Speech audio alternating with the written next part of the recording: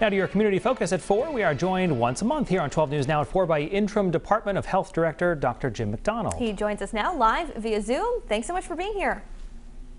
Kim and Brian, it's opening day of baseball. I am happy to be with you and happy to talk to you today. So happy Thursday. A sure sign of spring, Dr. M. Thanks so much for being here. So I want to start with our percent positive for COVID. It's ticking up a little bit, and we're hearing an awful lot about the BA2 variant. So I'm just wondering, how concerned should we all be right now about the risk of contracting COVID-19? Yeah, BA2 is the dominant strain in Rhode Island. So we moved from Omicron to BA2, and that's not surprising to anybody here. I'm following the hospitalization. The hospitalization numbers look okay to me. So I'm keeping track of that. In other words, the hospitalization numbers aren't going up. They might go up in the next week or two a little bit. We're keeping an eye on it. But quite frankly, it's really contagious. I mean, if there's one thing to remember about BA2 is it's really contagious. It's more contagious than Omicron. So, hey, if you haven't gotten a booster vaccine, this is a gentle reminder, get a booster vaccine. By the way, I'm getting my second booster tomorrow night at a pharmacy at 7 o'clock because I'm of that age. I'm going to get my second booster tomorrow night. On that point, some people are eligible for a second booster.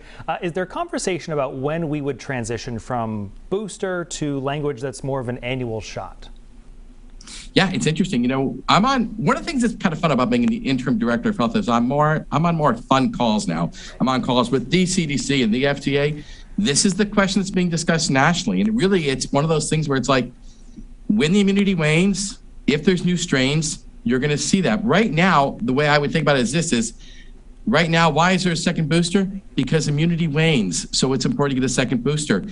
As far as whether there's going to be annual shots, we just don't know yet. And whether there'll be another booster in the fall, that's something that's being discussed nationally. In other words, Pfizer, Moderna, the companies that make the vaccines that are FDA approved right now, they're looking at should there be an Omicron booster, a strain with just the legacy strain and the Omicron strain.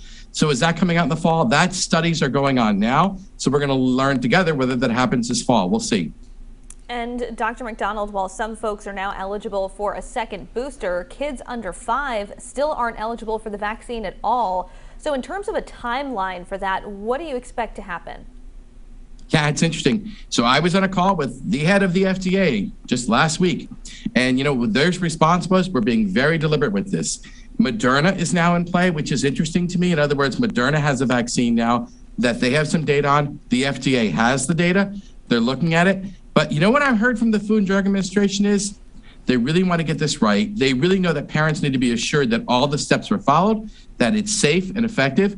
And, since the disease is so mild in kids, this makes a lot of sense to me. So, I don't have a timeline for you because we don't know yet, but I think you're going to see it in 2022. That's about as specific as I can get tonight. That's still pretty good. All right. Hoping we can talk about our immune systems for a moment. I know a few people recently who contracted what seems like a common spring cold, tested negative for COVID, but it has wiped them out for a few days. What can we be doing to rebuild our immune system after basically 2 years of avoiding germs? Yeah, one of the things about us as Americans, Rhode Islanders, let's be honest, guys, we're obese. I mean, that's part of why we had such a hard time during the pandemic is we ate too much. And so we need to all lose weight. I mean, 2 out of 3 of us are either overweight or obese. So we got to get healthier. If we lose weight, we might lose our diabetes. We might lose our hypertension.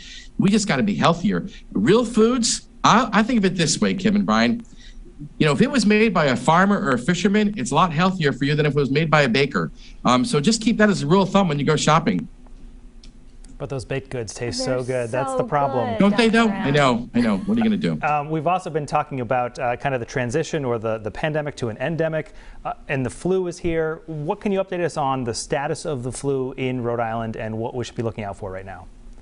Yeah, we're still seeing flu. It's been really an odd year, but we're still seeing flu. The last couple of weeks been a slight uptick in flu, but we're not seeing a lot of people in the hospital or deaths, so it's been pretty mild. But it just reminds me that these stuff is all still out there. So the same strategies you use to prevent COVID work to prevent flu. So, if you want to wear a mask just to prevent the flu or other viruses, feel free. Staying 6 feet away from people you don't know that aren't in your house. I do that naturally, by the way, because I'm just not the type of guy who walks up next to people when I'm doing my life out there.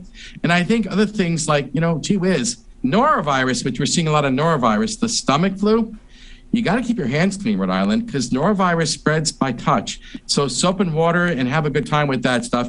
And by the way, if you can't take 20 seconds to wash your hands, I'm going to give you a little permission to lighten up that schedule because you're way too busy if you can't have 20 seconds to wash your hands. Good advice. And Dr. McDonald, we have about 15 seconds left. Anything you can say on the search for a permanent director? Have you formally interviewed for the job? I'm just trying to be really helpful to the governor. And my job is to be helpful to everybody. So that's what I'm doing right now. All right. Dr. Jim McDonald, the interim director of the Rhode Island Department of Health. Thanks so much for your time today. Okay, happy Thursday.